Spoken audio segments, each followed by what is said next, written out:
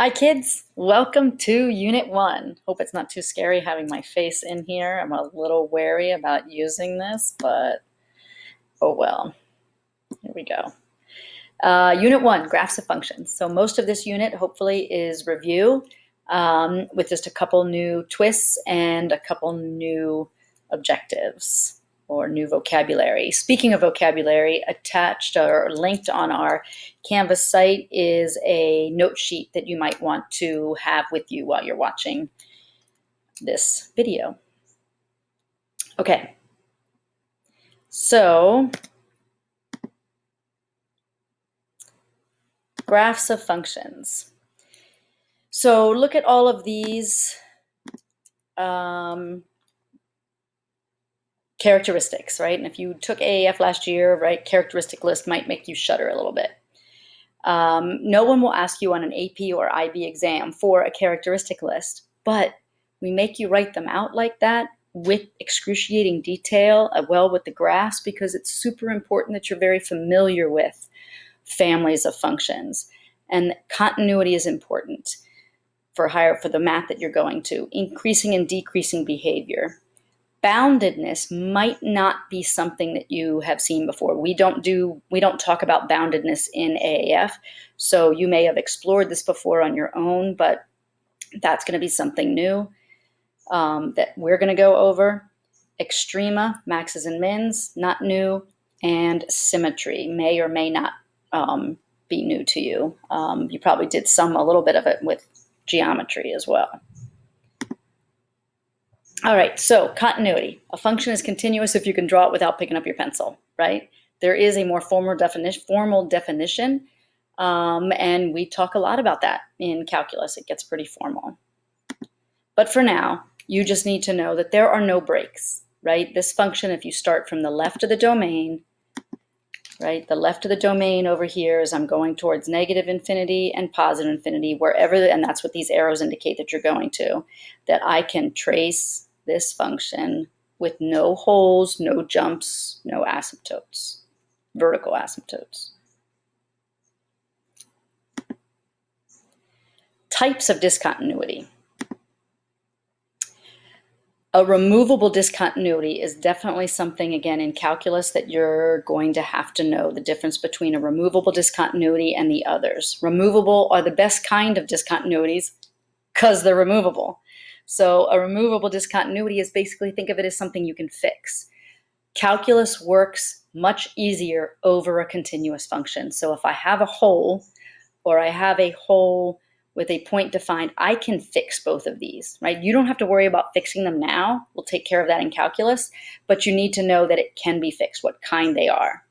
So we call these holes, right? Our definition, our vocabulary is a hole, but you are responsible for knowing that a hole goes with the vocabulary of removable discontinuity. A jump discontinuity is exactly that, right? As I ride across the domain this way, right? My range person walks here and then has to immediately at this particular domain value jump down here, right? Jump. Ooh, I'm out on my porch and it's about to storm. I don't know if you can hear the thunder or not. An infinite discontinuity is a vertical asymptote. We call that a vertical asymptote. Right, and we usually draw them in like this. A vertical asymptote. Vertical asymptotes are not touched or crossed, right, like this. They are, right, and you've seen other vertical asymptotes like this. Maybe the function comes up to the vertical asymptote on one side, but swooshes down to the vertical asymptote on the other side. An infinite discontinuity, there are lots of functions that have infinite discontinuities, and when I'm doing calculus, they're super annoying. So I need to know where those infinite discontinuities or those vertical asymptotes exist. Jump discontinuities are just as annoying, they're just not as common. Vertical asymptotes or infinite discontinuities are very common in a lot of the functions that we work with in calculus. Increasing and decreasing. So increasing and decreasing, excuse me for getting up close and personal there, but I have to keep track of my time. Increasing and decreasing behavior. Again, you've been doing this since Algebra 1. This is the formal definition of increasing, right? This is a review, right? So this function is increasing over its domain. It has no extrema, no turning points. It is increasing on its entire domain because every range value, as you start, remember we have agreed to read domain from the left. Every domain value on the left here has a range that if I move the domain to the right, the range value that goes with x2 is greater than the range value that goes with x1. Of course, the opposite for decreasing. These two functions don't mix, right? One of them increases over its domain, one of them decreases over its domain. A function that does not increase nor decrease over an interval is a function who, for every x in that interval, the range value is the same. Okay. Review. So identifying increasing and decreasing behavior. So notation, there's a lot of different ways I can write this. As you walk from the left of the domain, the corresponding range walker is decreasing. So the domain value where I'm walking from negative infinity to 0 is decreasing. From 0 to positive infinity,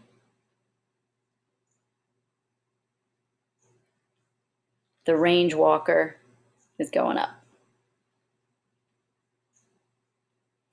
Now, some people will tell you you shouldn't have the same number in both sets. AP nor IB care about this, right? There's certain things that they really care about. They don't care. They don't care whether you make both of these soft brackets, maybe you make one of them hard and one of them soft, both of them, they just don't care.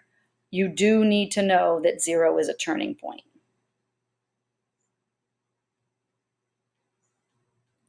Or extrema.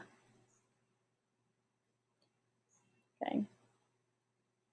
For B, there's a vertical asymptote or an infinite discontinuity here and here. Let's say that's at 2 and negative 3. So as you walk from the domain on the left of this function, so negative infinity as you are, this function goes on and on forever. So as your range values are increasing slowly, slowly, slowly, quickly, right? Now I watch the range values go up. My range walker goes up, but I want to know where my domain walker is. This function is increasing from negative infinity all the way to negative 3. Negative 3 is definitely not included. It's not a turning point. The graph does not exist at negative 3. Now, you could also write that like this. X is less than negative 3. Right? You could write this. X is less than 0. X is greater than 0. Doesn't matter the notation. You just have to be familiar with them all. Now, after negative 3, what is the function doing, right? After I go over the vertical asymptote, my domain walker is still going from negative 3. My range walker is going up all the way to the turning point of 0. Close the bracket with a soft, close it with a hard, doesn't matter. Turning points, it does not matter what you put on there, right? But we're going to look at that and say that's 0. Or you could say X is between negative 3 and 0, doesn't matter. But all of these are the increasing intervals on that function. But after the turning point, it's a turning point for a reason. The graph was going up, it turns around and comes down, right? So from 0, right, here's my domain walker. As my domain walker is walking towards 2, the range walker is going down. So from 0 all the way over to 2. 2 is definitely not included because the graph does not exist there. And then when you go across 2, right, what is the range walker doing? Coming down.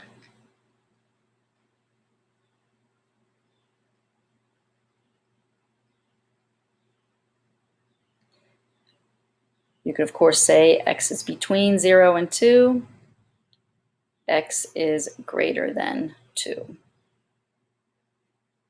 These are the decreasing intervals. Okay, review. Local and absolute extrema. Right, here's some synonyms for these that you AP and IB might use. Sometimes a local extrema is called relative, and an absolute is called global. Again, a formal definition: blah blah blah blah blah blah blah, blah blah blah blah blah blah blah. There's your synonym. Let's look at this graph for a real explanation of what's going on. Okay, this graph has increasing and decreasing behavior. It has 3 turning points, right? Can you see them? 1, 2, 3. Right? Graph turns around, decreasing to increasing, increasing to decreasing, decreasing to increasing. One of those turning points is an absolute or global minimum, but one of them is only local.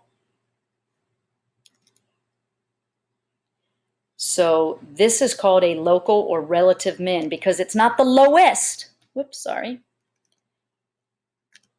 It's not the lowest value, but it is a bottom, right? It is a minimum, but it's not absolutely the lowest. Absolutely the lowest is here, right? The absolute or the global minimum. For maximum, this turning point is a top. It is a turning point, right? It turns around. It is a mountaintop. It is a top, but it is not absolutely the top. Matter of fact, because of the behavior of both of these ends, there is no absolute or global max. Review. Some more review. Describe the end behavior. Now, this is probably new information. The notation that I'm going to use is new, but end behavior, this is review. Limit notation may be new to you. And we're going to practice limit notation for a long time, so don't stress if this is a bunch of, right, if this is unusual for you. End behavior means as the graph, the domain goes to negative infinity and infinity, what is the behavior of the graph? Both ends go down.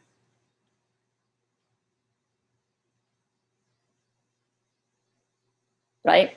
I'm going to say that really fancy. Watch. The limit, right?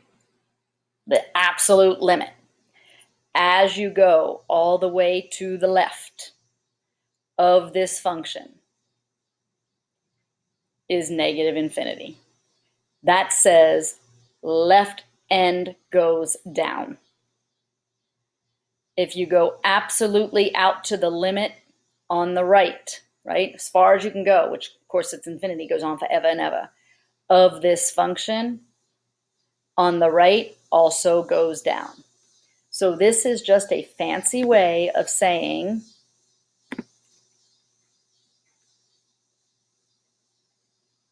left of function goes down. Right of function goes down. Okay, so can you see what's going on over here? Right, let's write the right end. The right of the function goes up. Can you write that in fancy notation? Go to the limit to the right of the function, and the graph goes up forever. But what's going on the left?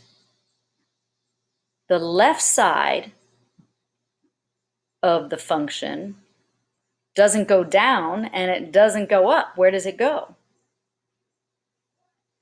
Right? Just looking at this graph, doesn't it appear that this graph kind of levels off, gets really, really close to what? So can you say that all fancy? Left side of the function. way far to the limit, limit as far as you can go. As x goes left of the function goes to 0.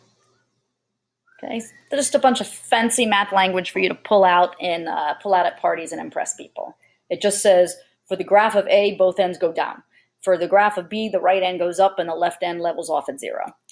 Just a fancy way of writing it, right? It's kind of like having your tea and keeping your pinky up.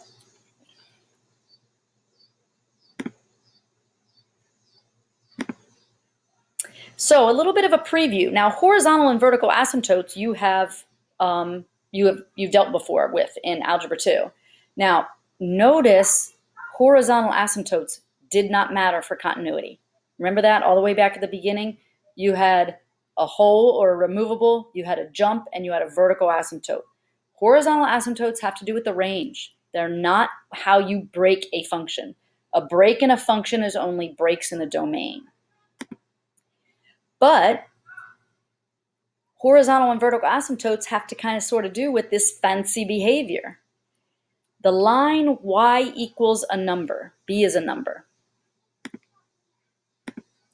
The line y is equal to 5, y is equal to 6, is a horizontal asymptote if the limit as you approach, right, the limit as you go to the far right or far left is that number. All right, so again, that's fancy language. Let me write it out a little bit better for you.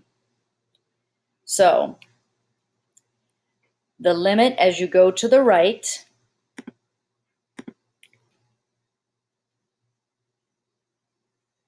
side goes to a number. Left side goes to a number. That's called a horizontal asymptote. Whoops, sorry. For example, here's a graph.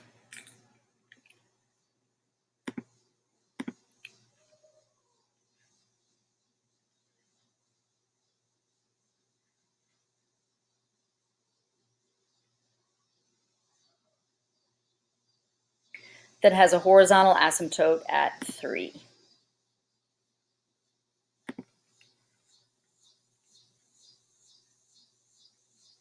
Y equals 3.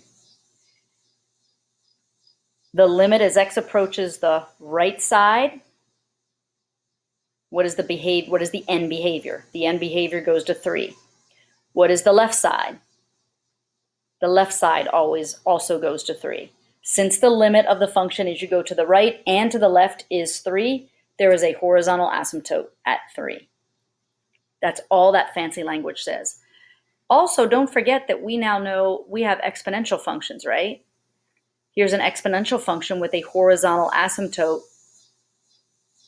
at 0. That's why this or is there. There is a horizontal asymptote at 0 because the left side, the limit as you go to the left of the function is 0. The limit as you go to the right side of the function, right, the behavior on the right side is positive infinity, right? So to say rational functions, if you have a rational function that levels off to 3 on the left side, it's going to level off to the same number on the left side. But here's an exponential function, right? Exponential functions, we say, have horizontal asymptotes, but it doesn't level off on both sides. It just levels off on the left side and swooshes off on the other side. But you have a function has a horizontal asymptote if either one of these are true. The left side goes to a number, and they just call that number b, I don't know why, or going to the left levels off to a number. Okay. Not an infinity. It doesn't swoosh up or down. Now let's talk about them vertical asymptotes.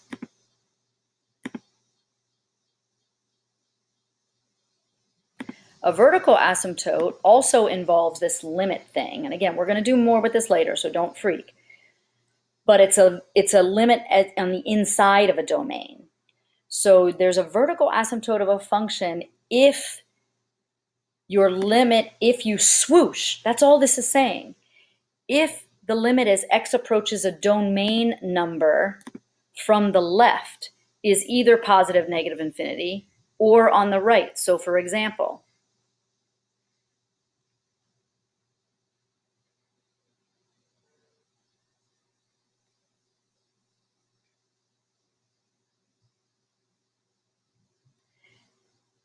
the limit, right? As you get up close and personal, as close, the limit, as close as you can get to the domain value of 5 from the left of the function. What is the behavior? As you approach 5 from the left, what's the behavior of this graph? It's swooshing down, right? You have a vertical asymptote. Now, this one happens to swoosh on the other side as well, but it swooshes where? As you approach 5 from the right side, the range values swoosh up. So a vertical asymptote involves this idea of a limit of getting really, really close to a number. Horizontal asymptote is getting really, really close to infinity. Of course, you never get there. Same thing here with a vertical asymptote. Get really, really close to 5, but you never get there, because you can't. But you can get infinitely close. What's the behavior of the function? Right? And I describe that with swoosh. Swoosh up, swoosh down, both up, both down. And of course, I say swoosh down by negative infinity and swoosh up by positive infinity.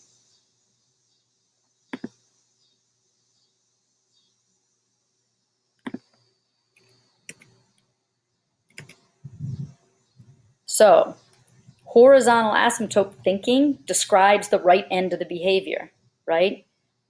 How far can you go to the right explains the right end of the behavior, and how far you go to the left describes the left end, right?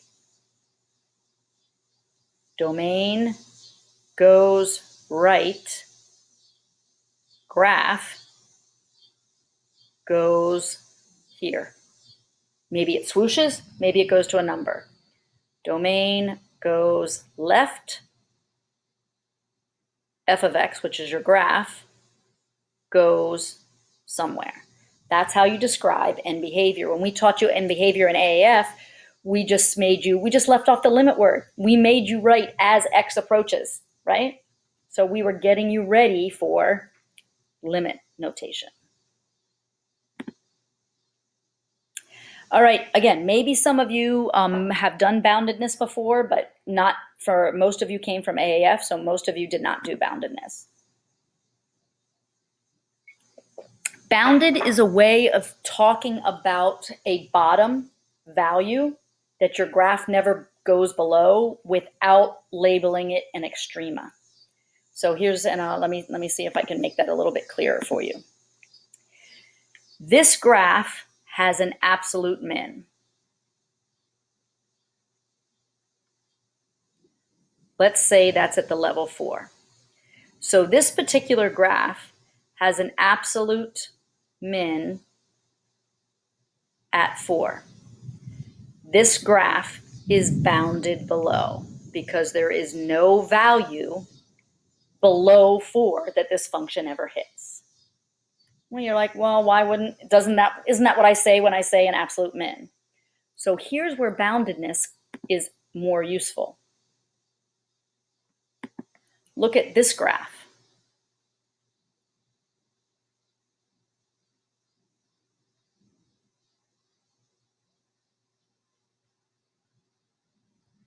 This graph has no absolute min.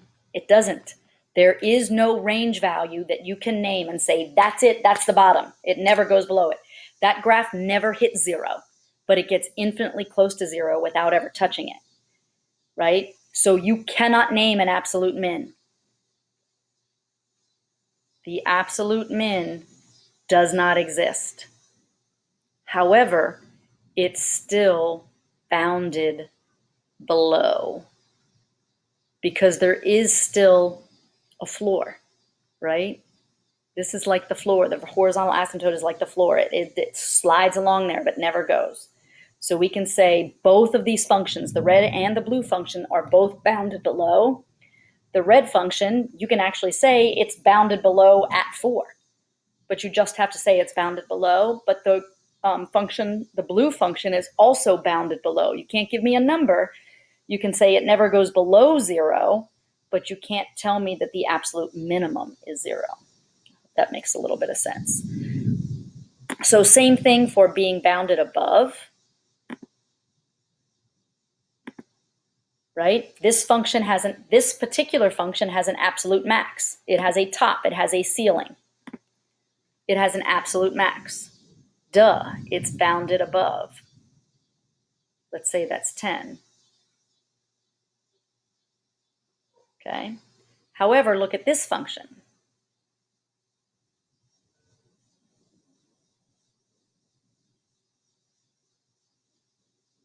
That function is also bounded above. It never gets to 10, but it never goes above 10 either. So I can't say this function does not have an absolute max. There is no y value that I can name. However, it is bounded above. And so is this one. This one's just more clear. We also have functions that are not just bounded below or just bounded above.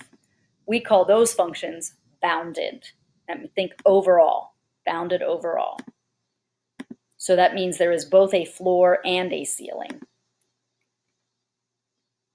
So if you look here, this function has an absolute max. It does not have an absolute min though, right? So let's pretend this is at 7 and this is at 0. So the function has an absolute max at 7. It does not have an absolute min, but it never goes above 7 and it never goes below 0. So the function is bounded in between 1 and 7. You don't have to tell me that, you just have to tell me it's bounded. Okay. Notice bounded above has no floor, only a ceiling. And bounded below has no ceiling, but has a floor. Bounded has both a floor and a ceiling. And the function only operates in between there. Symmetry. Okay, graphically, hopefully graphical symmetry and algebraic symmetry.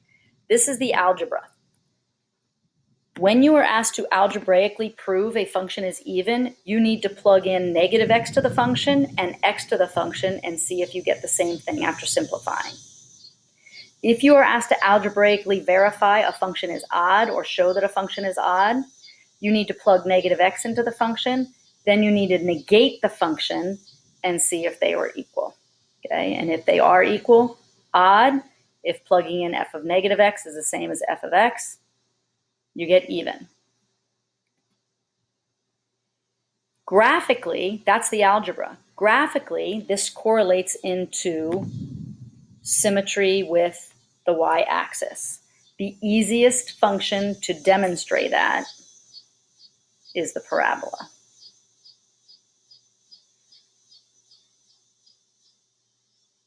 But a parabola whose vertex is on the right y-axis. So here, this is a parabola where you can take the right arm and fold it over the y-axis, fold it over, and it matches the right arm, right? In other words, if I put in x, I get f of x. If I put in the opposite of x, so pretend this is 3 and negative 3, I get the same range value. So again, think about this as 3. I would input 3 and get a 9. But if I input negative 3, I still get the same 9. So f of negative 3 was the same of f of 3. Therefore, y equals x squared is even. The easiest example to do for odd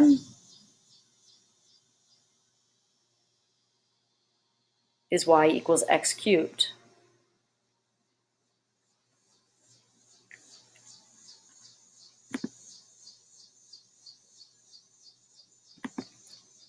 If you put in, for example, 2, 2 cubed is 8, right? If you put in -2, you get -8. So f of -2, which is -8, is equal to f of x, which is 8, negated. It is not a coinkydink that x cubed is odd and x squared is even, but don't make the assumption that every x squared is even and every x cubed is odd, because it depends upon how they are around the origin. Okay, so that's why you have to prove it with your algebra or a graph.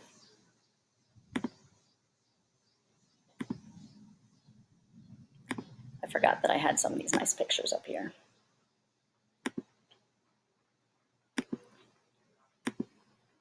Okay, symmetry with respect to the y-axis, even. Symmetry with respect to the origin, odd.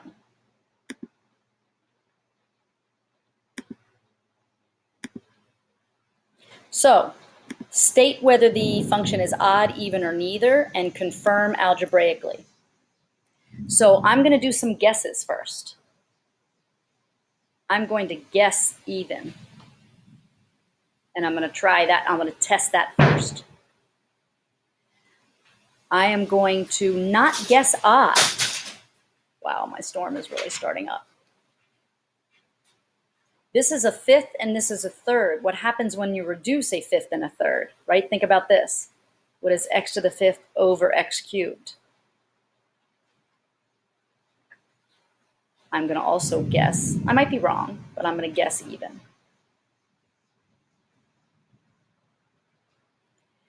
I don't know what to do with this. I don't know what to guess, right? And I'm not quite sure what to guess with this either. But since I'm guessing these two are even, why don't I try odd with those? I don't know. Again, I don't always have a good guess off the bat. So I'm going to guess even. So what do? I know what f of x is. What is f of -x?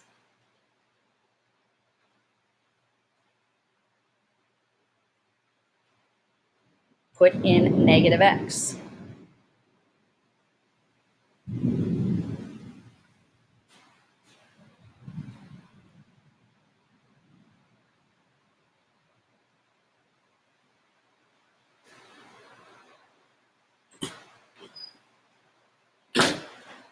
Whoops, I meant to do that in a different color. What? So I'm going to put -x in here. I'm putting -t here, -t there, and -t there. Okay, so what do I have? -x to the fourth is the same as x to the fourth.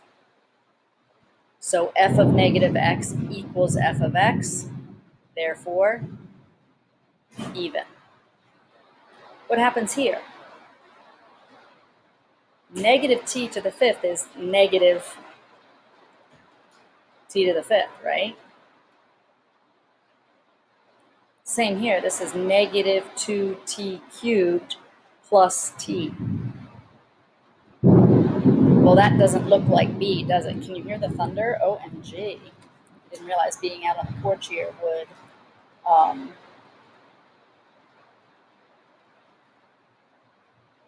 do this. So that doesn't look like my original, but whoops, sorry, I don't have a 2 here. But hold the phone.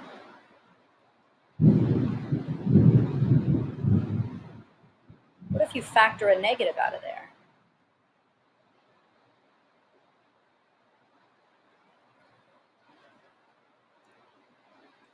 A negative divided by a negative is a positive, isn't it? Right? So therefore, that is equal to x of t. Therefore, this is even. Whoa. All right, so I'm going to leave the rest of the examples, right? I have these 2 examples and I have 2 more for us to do during our live session. We have there's a Desmos activity that we can play around with this that is linked at the bottom of this screen. and I will see you during our live session.